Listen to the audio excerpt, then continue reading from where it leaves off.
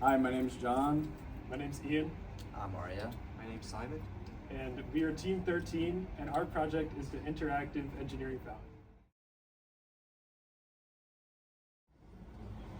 The Purdue Dean of Office is looking for an interactive model of Purdue's campus landmarks to celebrate the 150th anniversary of Purdue engineering. We decided to pick the Engineering Fountain to recognize Purdue's impact on the training of engineers. Our design seeks to solve the challenge of a lack of interactability between the visitors and the campus. With all of the ideas that we generated, we came up with 3 prototypes: Airflow with tassels, LED light show, and Pump It Up.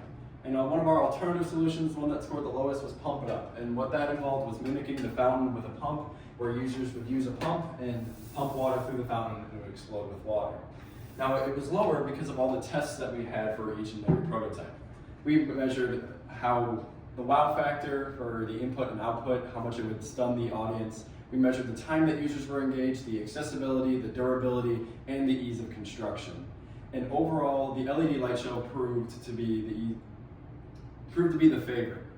While the Pump It Up had a simple and easy ease of construction, it made accessible very difficult as it took a lot of motions. Whereas the LED light show, all you had to do was wave your hand in front of a sensor and the lights would turn on. And the airflow tassels as well was pretty close with the LED light show, as it's the same principle where you wave your hand in front of a sensor and the fan will turn on and blow tassels mimicking the water. And for our final design, we actually decided to do a combination that we will talk about later. We have chosen to combine both the fan prototype that Simon mentioned earlier with our light prototype. This is because the circuitry can overlap and they both got similar scores in the decision matrix. Alright, so this is our final project. We have the lights wrapping around the engineering fountain and then tassels, and a user can come up here, put their hand in front of the sensor, and the fountain will turn on for 10 seconds. Our final solution combines our fan with tassels model, and our LED model. The design will use an ultrasonic sensor set at a distance of 20 centimeters or less in order to activate the necessary objects. As you can see, once the sensor is activated, it turns on the fan and blows the tassels, as well as turns on the lights surrounding the model. What controls all of this?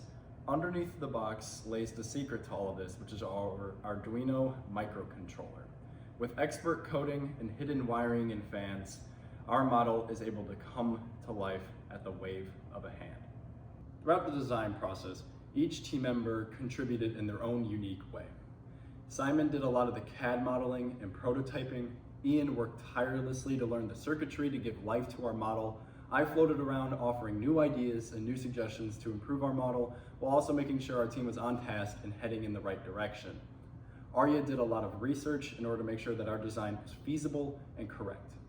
Everyone had their own part in this design, which allowed all of our creative pieces to make a beautiful puzzle. The design has its limitations. Outside factors like weather and other contaminants can mess up our circuits and ruin the display. Waterproof LEDs and high quality protection for the microcontroller and wires are heavily necessary. The ultrasonic sensor is also very delicate, and we can't have anything interfere with that. Overall, the guts, the nervous system of our display must be carefully hidden and protected in order for our model to operate. The overall cost of the design, including the microcontroller, the fans, the tassels, and all the other tools that we used, was well under $250, making it a very cheap and very feasible design. The theme that we had with our design was the training of engineers. While the fountain already exists, where is our effort in creating the art? Our design serves that as a staple, that at Purdue Engineering, in order to achieve results as an engineer, you need to take action. Whether you are designing the future or simply waving your hand, each and every small step forward will eventually lead to a great end result. Thank you for listening to our presentation. Here's a wide list of sources that we used throughout it. Thank you.